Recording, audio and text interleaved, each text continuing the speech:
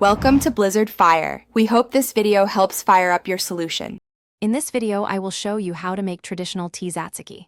First, let's prepare our cucumber. Grate one large English cucumber, or two smaller ones, using the large holes of a box grater.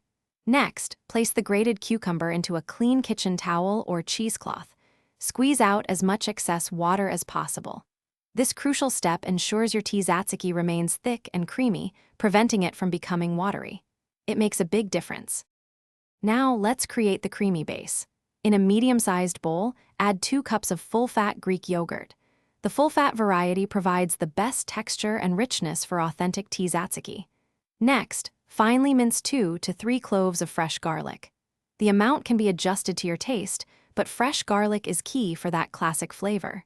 Stir the minced garlic into the yogurt until well combined. Time to add those vibrant flavors. Stir in 2 tablespoons of fresh, finely chopped dill. Dill is essential for the authentic taste of Tzatziki. Then, add 1 tablespoon of red wine vinegar. This provides a lovely tang that balances the richness of the yogurt.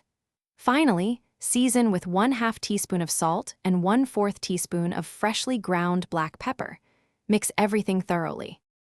For the final touch, stir in 1 tablespoon of good quality extra virgin olive oil. This adds a silky texture and a subtle fruity note. Now, cover your Tzatziki and refrigerate it for at least 30 minutes. This allows the flavors to meld beautifully. Serve chilled with pita bread, grilled meats, or as a refreshing dip. Don't forget to check the description for a link to Little Tree's black ice and other great deals. Thanks for watching. If you found this helpful, don't forget to like and subscribe.